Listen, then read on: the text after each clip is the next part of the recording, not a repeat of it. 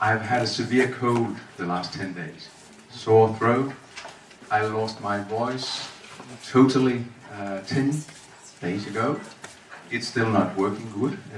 So forgive me if I simply lose my voice.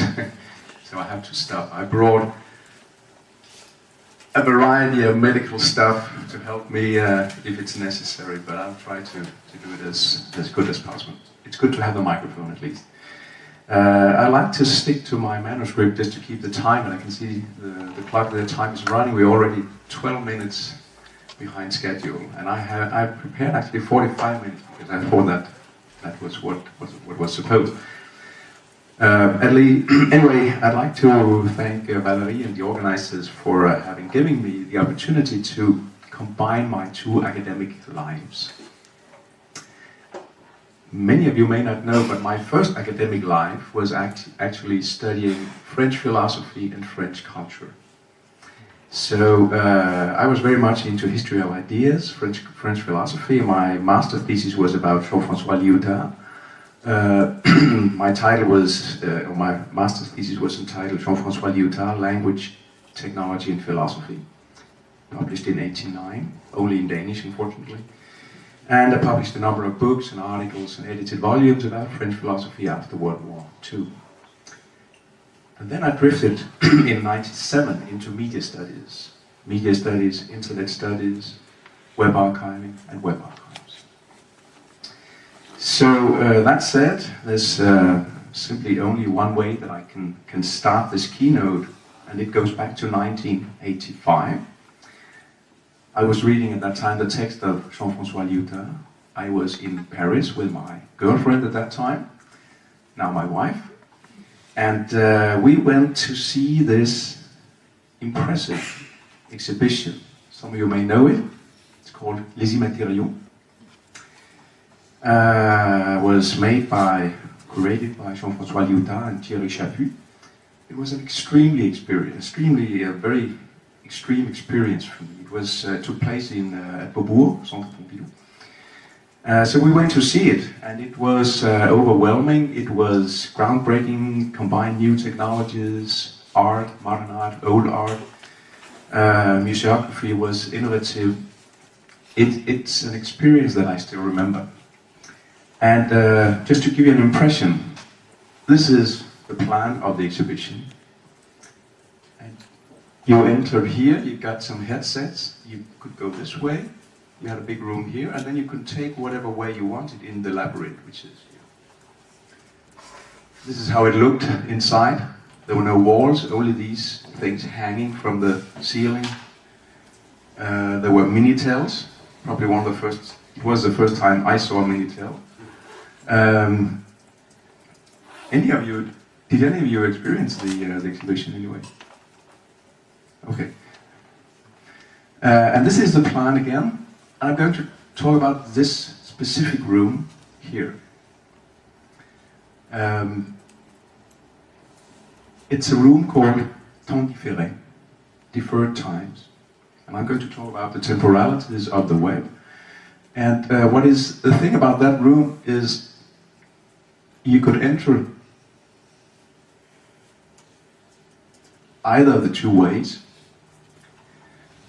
and no matter where you got in, you had a screen here and a camera and a chair, and you could go in here and sit down here. What you would see on the screen was not yourself, but it was what happened in the other corridor, which was exactly identical.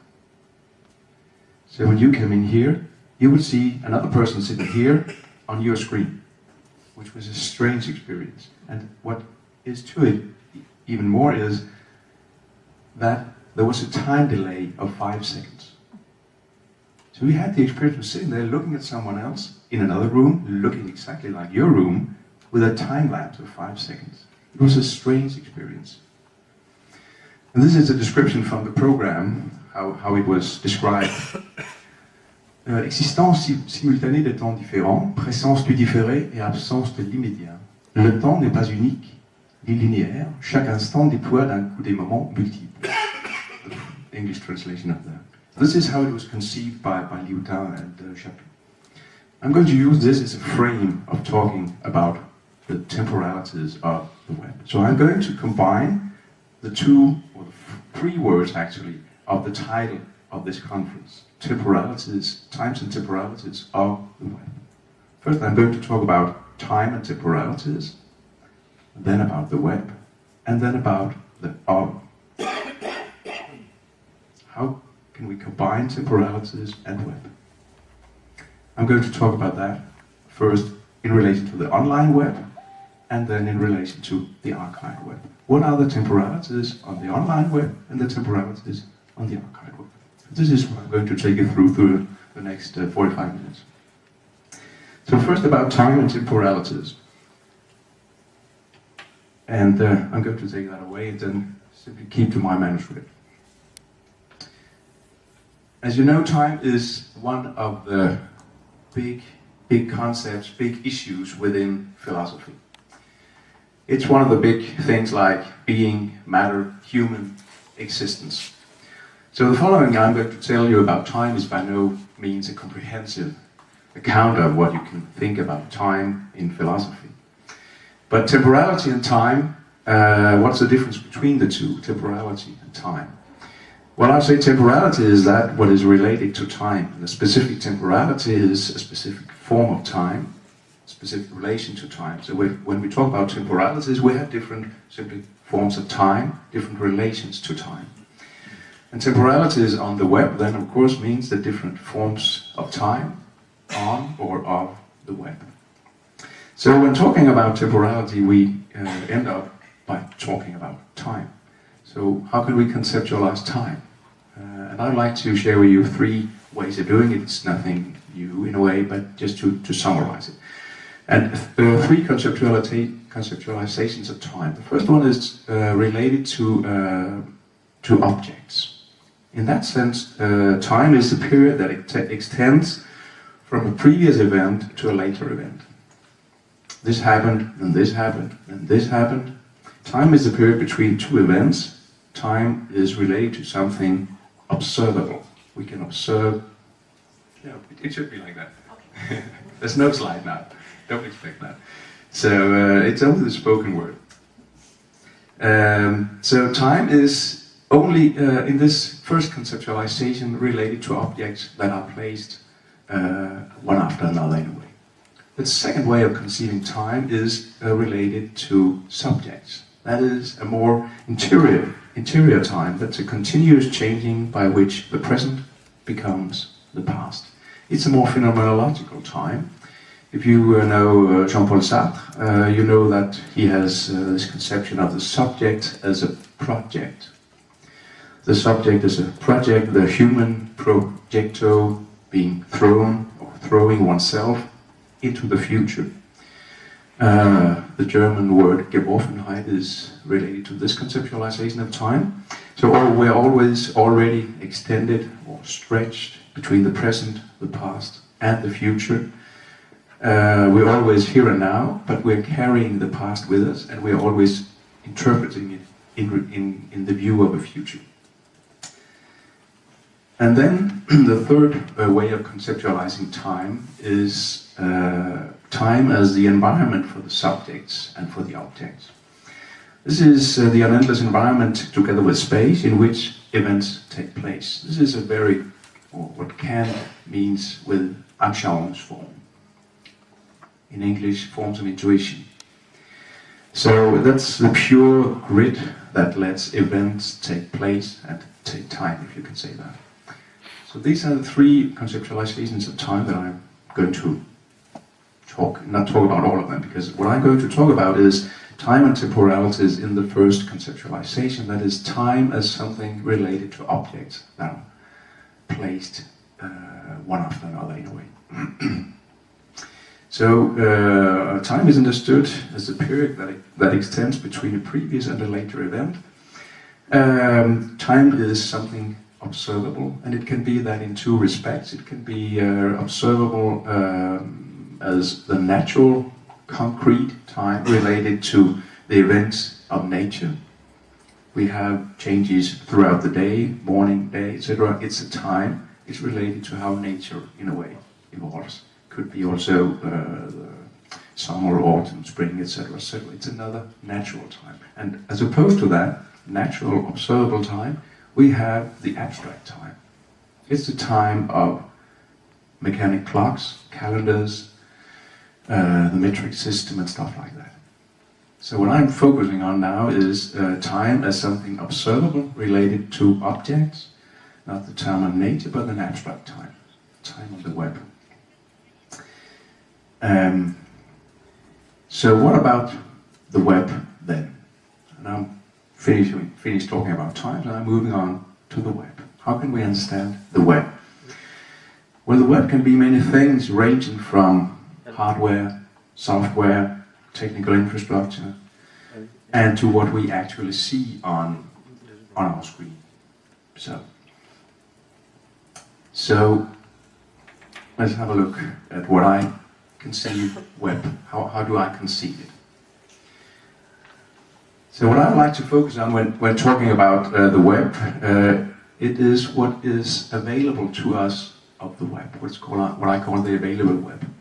I'm not going to focus on how did the web become available, who produced it, how did they do it, why did they do it, and I'm not going to focus on the users, how was it used, how did people use the hyperlinks, etc. etc. I'm actually only focusing on what is available to be used.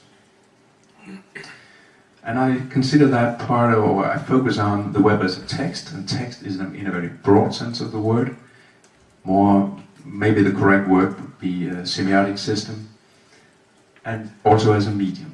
As Mark talked about yesterday, my background is media studies, so I conceive the web a medium.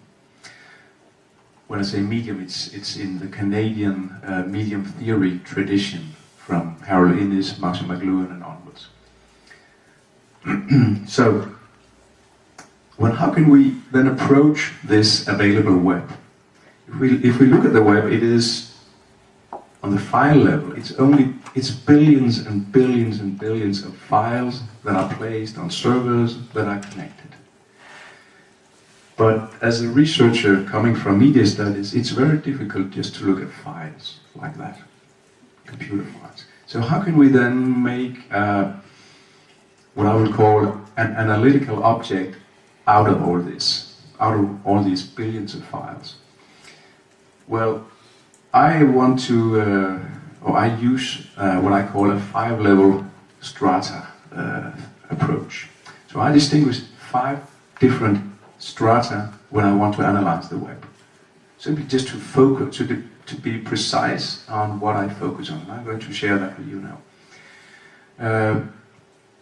When studying the web, I like to focus on these 5 points: the web element, the web page, the website, the web sphere, and the web as a whole. And I'm going to take you through each of those.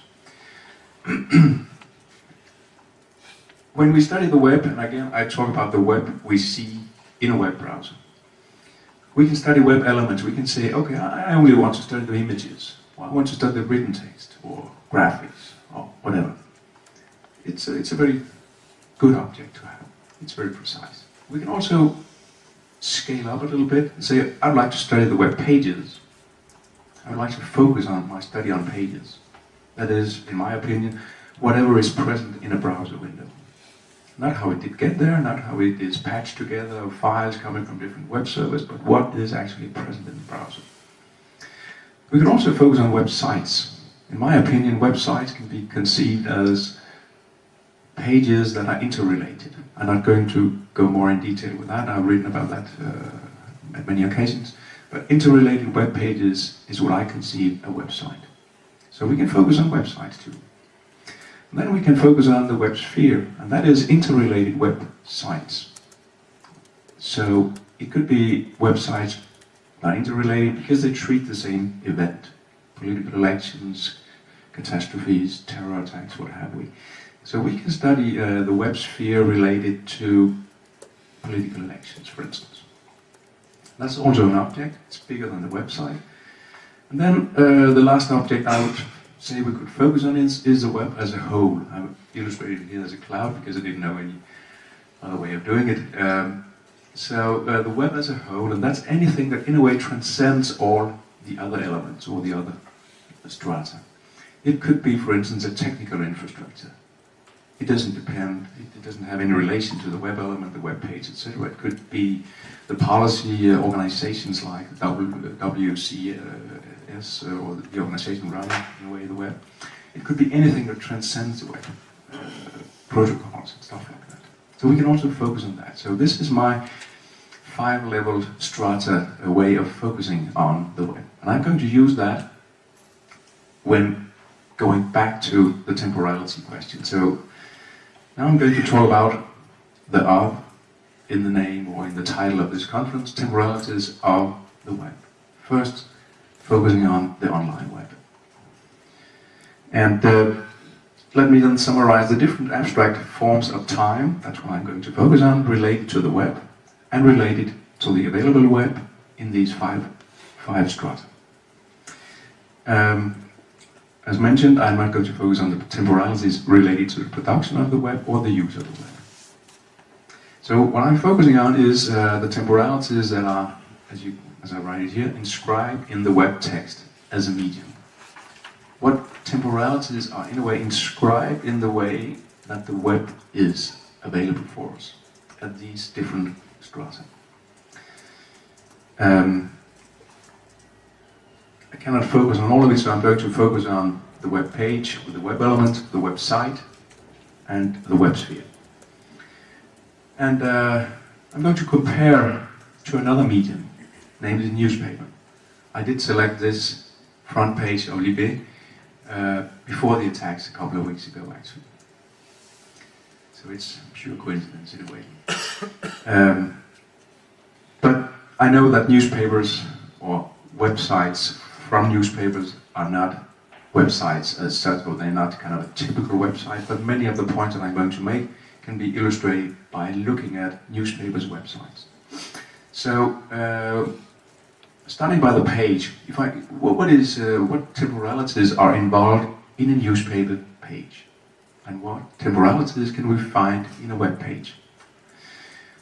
In the newspaper, we have, I would say, multiple temporalities. We don't consider that because we don't have to in a way, because it's quite simple with a newspaper.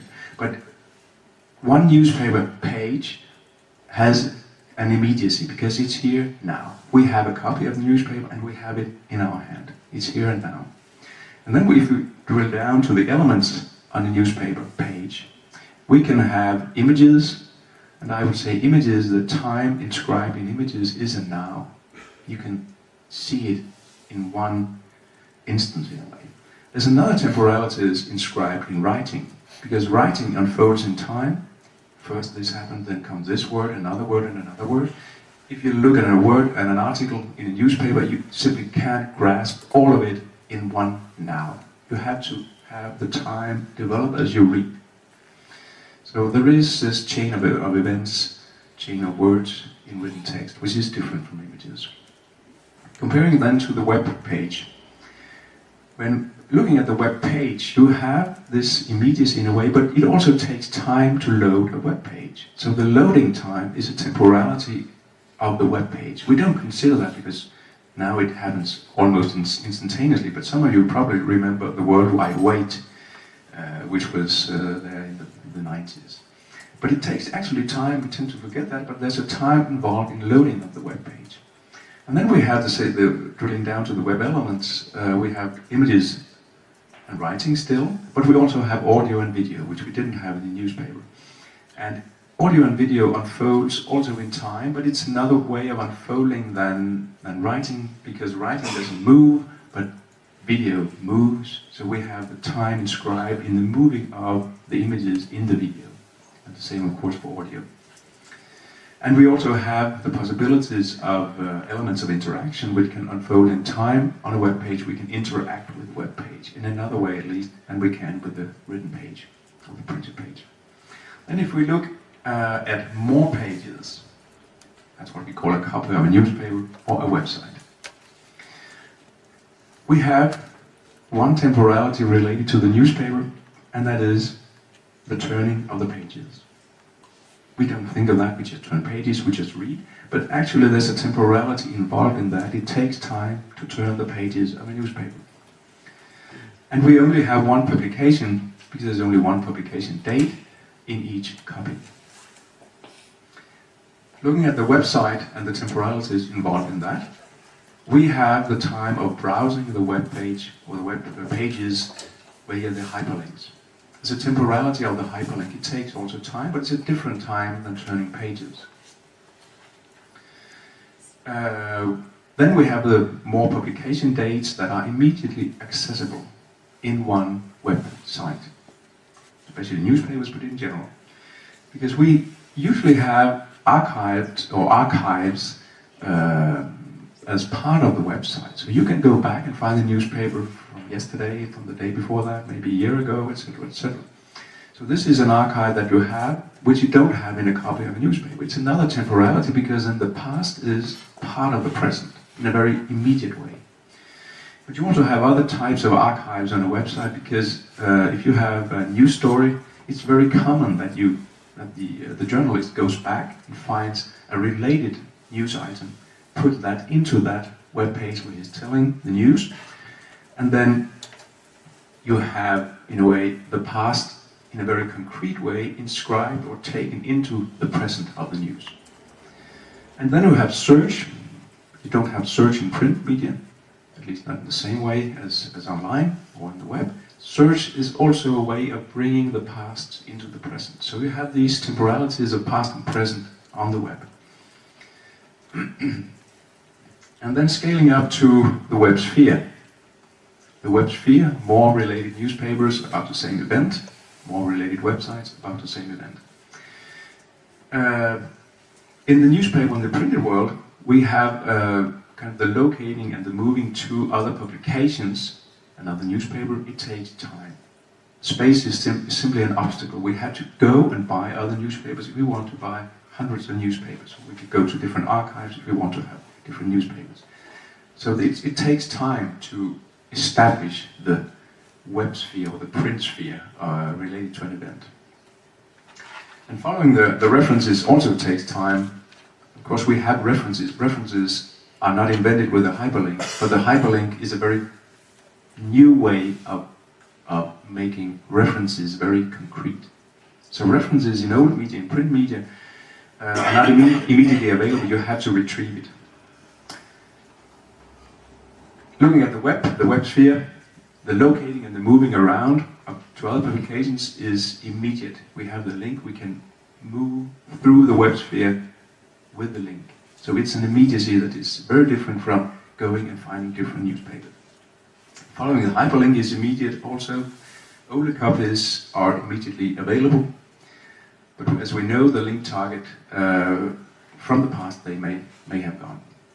Link rot, as it's called. So this was about the online web. And just to summarize, we have a great variation of temporalities on the online web. We have the time of retrieving and loading a web page. We have the coexistence of very different forms of temporalities. We have image, we have writing, audio, video. Temporality of browsing the web pages. The immediate integration of the past in the present on the web page. The locating and the moving to other websites also has a temporality of its own. So, then moving on to the archive web. What about the archive web? How does temporalities work on the archive web? And now things become even more complicated, because on top of the temporalities that are already there on the online web, we have other temporalities in the archived web.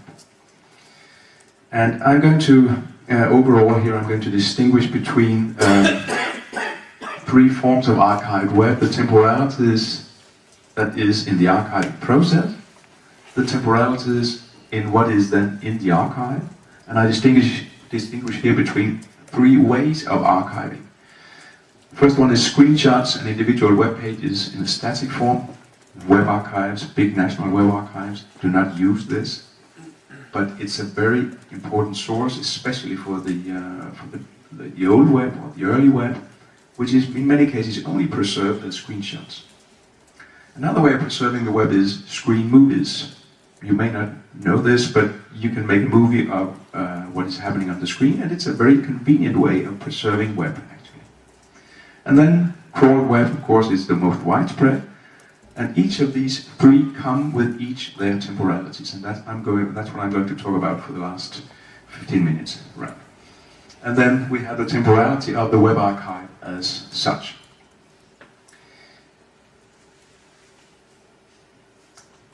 So the temporalities of the archiving process, what is that?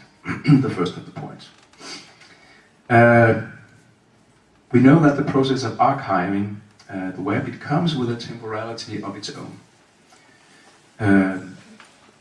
I've also elsewhere described this temporality that is related to web archiving as, or the problem related to it as dynamics of updating. It's the fact that the online web, a website for instance, it may very well change during the time it takes to archive it. So we start at the front page, we move on in the archiving to the next levels below the front page, and the front page may have changed if we go back to it later during the same archiving process. It's very hard to say if, where, and when these changes may have taken place. So the form of temporality related to the archiving process is quite unique to the web. Other media types do not share this feature. Newspapers, other print media are put on shelves. They are not temporarily changed in this process.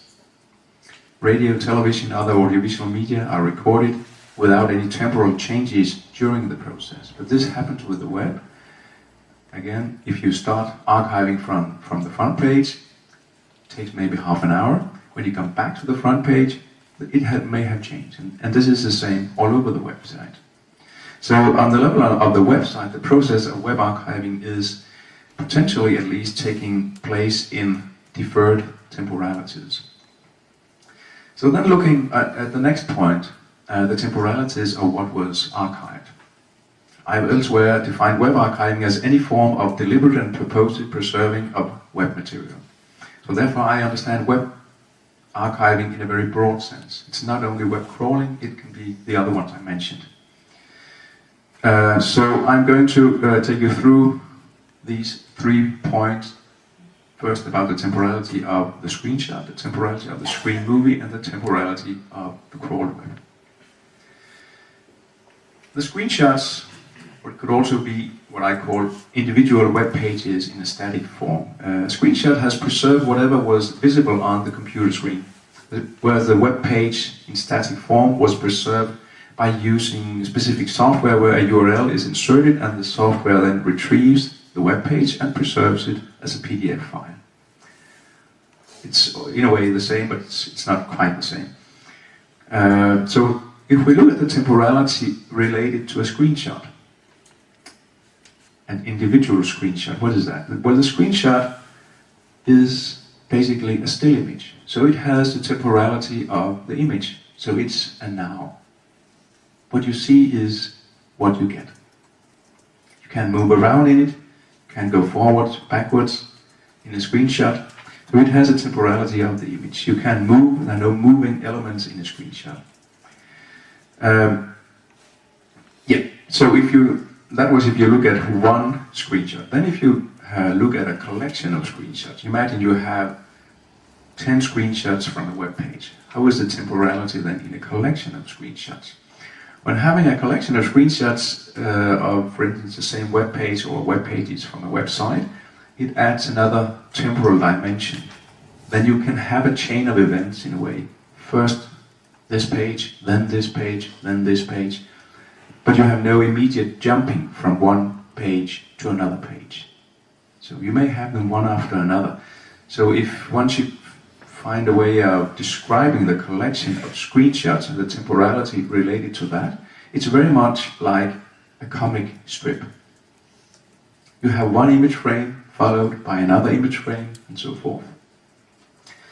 So then moving on to the screen movie. As I mentioned, not many people do that. I've actually recorded or preserved a lot of web as screen movies, especially with stuff that you can preserve by crawling it. For instance, streaming video, streaming audio, any form of interaction. It's very good for screen movies. So a screen movie is a filmed record of what took place on the screen, either in total or in part. And as with screenshots, screen movies are created independently of the web. They don't have any relation to web in terms of HTML or protocol. It's just a movie of what is on the screen. So what are the temporalities of an individual screen movie, of one screen movie? Well, a screen movie is a movie, and therefore it has a temporality of a movie. It unfolds as a narrative time, but is a linear, a one-directional time. It has a start, a middle, and an end. So in contrast to the screenshot, the screen movie can include moving web elements of the online web, such as audio, video, interaction, but they are not freely accessible in their initial online temporality, because they're only there as they are inscribed in the linear temporality of the screen movie, just the way the person who made the movie made it. So you can move around in a freely temporal way in a screen movie. That was the one individual screen movie. Then having a look at the collection of screen movies. If we imagine we have several screen movies from the same website. How does that work? How is temporality related to that? Well, if we have a collection of screen movies, so for instance the same web page or the same website, it adds another or other temporalities, because each screen movie comes with its own temporality, its own bound narrative of the website in question, and they have to be combined. And the same goes for screen movies of different websites, of course. They also have to be combined to compose one narrative in a way. So if one should find a way of comparing or describing the screen movie, it's not a comic strip like the screenshot. It's rather similar to the many bits and pieces of film that a film editor has at hand when he has or she has to combine individual scenes to form a coherent movie. So the screen image and the screen movie have in common that they are, in a way, flat when it comes to temporality. The screenshot is a now, and the screen movie unfolds in a linear time. But basically what you see is what you get. You get a now, or a temporality unfolding as a narrative, but you don't get more temporalities combined in the individual screenshot or screen movie. There are no temporal depth, that you could say, in the screenshot and in the screen movie. But there is in the crawl web. And this is the last of the 3 points about the archive web. The crawl web, as you know, was archived by the use of web crawling software, where crawling software goes to a web server, fetches the HTML files and other types of files, and stores it. It may be configured so that it can follow links and then go to another web server or another place to fetch the files there, and so on. So the result of the web crawling process is a compilation of HTML files, other files from the web server, and they can, among other things, be displayed in a web browser with clickable links and other forms of interaction, much like the online web. For instance, as is done with most web archives today, by the use of the Wayback Machine, as you know, which sits on top of the collection of files. So let's have a look at the temporalities of the crawled web, starting again by the individual web page. Apparently, the individual web page, as displayed in the Wayback Machine, looks very much like the one we know online. And thus, apparently, it has the same temporalities as the online web page. However, when displaying the archived web page with the Wayback Machine, this is not necessarily the case. The reason for this is that if the elements on the web page cannot be found in the archive from the exact date the web page was archived, the Wayback Machine fetches the elements that were archived as close as possible to this time. So therefore, a given web page in a web archive, which is seen through the Wayback Machine, can be a very complex patchwork of elements from days or months before or after the web page itself was archived. So this point can be illustrated by the memento time travel feature, and I'd like to thank Jane Winters, who's sitting down there, for this point, because the memento time travel, you can then it's a feature, I'm going to show it in a minute, where you can put in a given URL and insert it, and then the software, the Memento software, looks up if this URL is available in various archives. And then it patches a version which looks something like what the web page may have looked like in the past. So this web page may be patched of elements from several web archives and spanning several weeks or even months. And this is how it looks. You put in your URL here, the bl.uk. We want to see how can we assemble the bl.uk web page. Then the Memento goes into these archives. These are different archives. Many of them are actually the Internet Archive. I don't know why they are like this, but the point is that we would like to see the bl page, bl.uk page, as it looked 17th July 2009.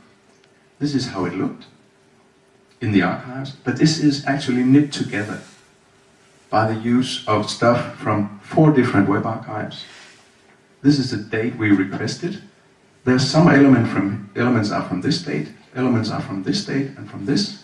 And what is the point is actually what is written here, that the page below assembled is using 14 mementos, that's 14 small pieces of web page from 4 different archives spanning 4 months.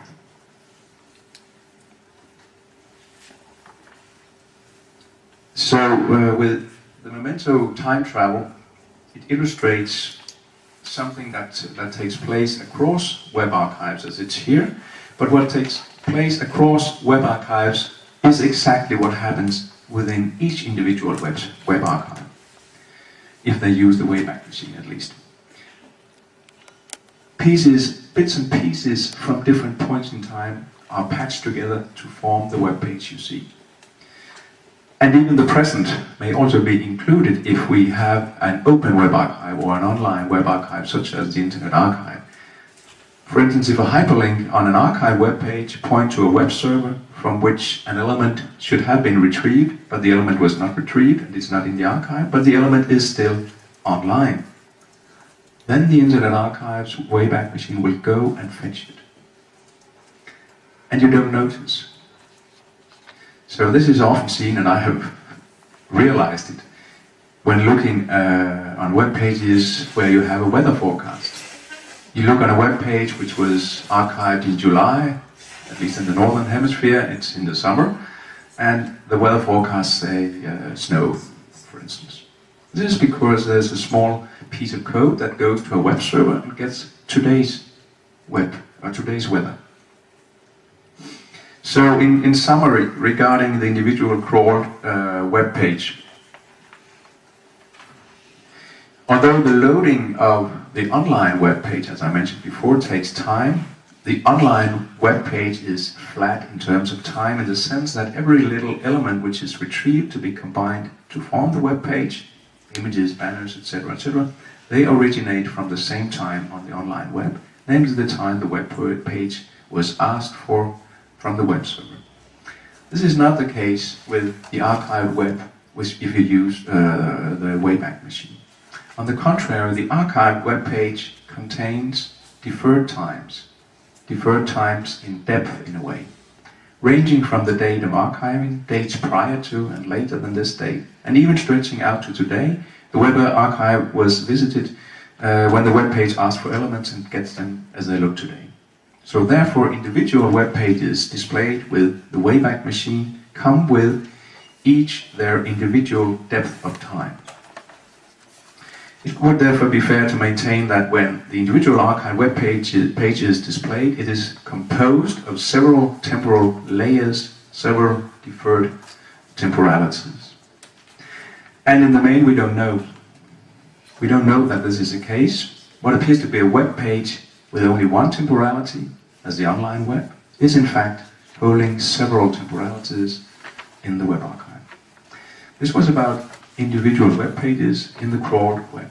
Then looking at the collection, if we have more than one web page, a collection of web pages, of crawled web pages, what is the temporality related to that? If we have a collection of crawled web, it adds yet another or other temporalities in many ways similar to the ones just mentioned, where the individual web page can only be replayed in total because it's part of a greater web collection. I'd like to talk about two other different types of deferred temporalities which are there because the archived web is in a collection of web. First one is what I call a continuum of overlapping temporalities. The other one is what I call temporal inconsistencies of the hyperlink structure. So a few words about those. First one, a continuum of overlapping temporalities. It's very often the case that there exist more versions of the same web entity in a web archive. For instance, an archived web page may have been archived from different points in time with very short and even overlapping time intervals. It's not unusual to find web pages from the same website archived at noon, and again at 6 in the evening, and again maybe at midnight. Or even the same web page archived at these hours. These archived instances come with each their temporalities, but they may be overlapping. So if you want to reconstruct a website as it looked at a certain point in time by assembling all these available web pages from various maybe overlapping times, we may have to come to terms with the existence of several deferred temporalities.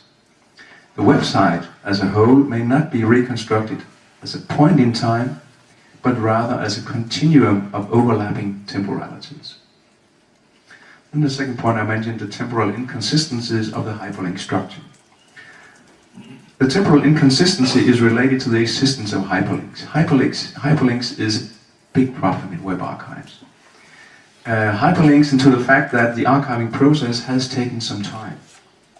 This implies that a hyperlink source and the corresponding hyperlink target was not necessarily archived at the same point in time, which in turn then implies that the link structure as a whole becomes temporally inconsistent. And the result is a link structure with deferred temporalities. So all in all, the collection of crawled web is neither like a comic strip, since each image frame is not flat, as I shown, nor is the crawled web collection like the many screen movies which have to be combined to form a coherent movie. In contrast, a collection of crawled web is best understood as what I would call coexisting layers of glass mosaics. Coexisting transparent layers of small pieces of stained glass. This is how I would characterize a collection of crawled web. You can look through it, can see actually what is part of what.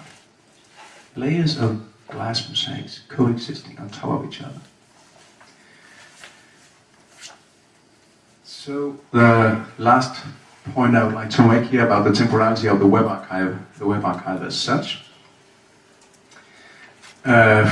Two words only about that, temporality of the web archive as such, because regardless of if it is composed of screenshots, screen movies and crawled web, web archives have usually changed their procedures throughout time. They may change their archiving strategies, maybe technical solutions, other measures will be taken to be in step with the ever-changing online web. So this means that web archives evolve over time. So therefore the web archive of yesterday is not identical to the web archive of today. Web archives as such, they come also with their own histories and thus with their own temporalities. So the web archive as such has a temporality as of its own, so to say.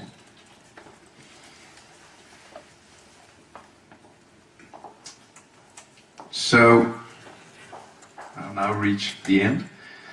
So just as the installation I started with, Temps différé, just as it concluded the exhibition Les Immatériaux, it was the last room of the exhibition, it will also conclude this keynote.